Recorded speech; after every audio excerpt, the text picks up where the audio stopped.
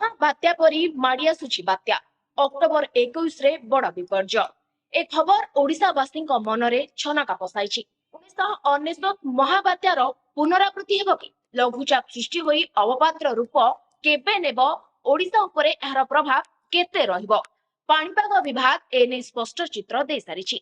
America पाणीपाग संस्था जेफेस रो पूर्वानुमान दक्षिण पूर्व बंगोपसागर रे सृष्टि हेउछि लघुचाप क्षेत्र जहाँ पश्चिम उत्तर पश्चिम दिग को गति करी घनीभूत होई अवपात नेबार संभावना रही।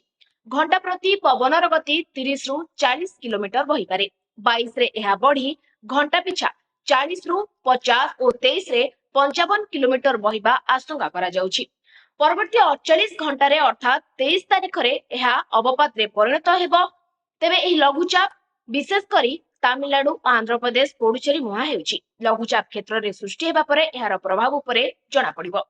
21 तारिख परठू दक्षिण बंगोपसागर अशांत रहिबो। मत्स्यजीवी मानक पई सतर्क सूचना जारी करा जायछि। एतिसह दक्षिण बंगोपसागर निकटस्थ ओ अंडमान सागर रे जे माने अछंती 21 सुधा सेमानको फेरी आसीबाकू कुहा जायछि। तेबे ओडिशा उपरे कोनोसी भय नाही बोली आईएमडी डीजी मृत्युंजय महापात्र सूचना दैछंती।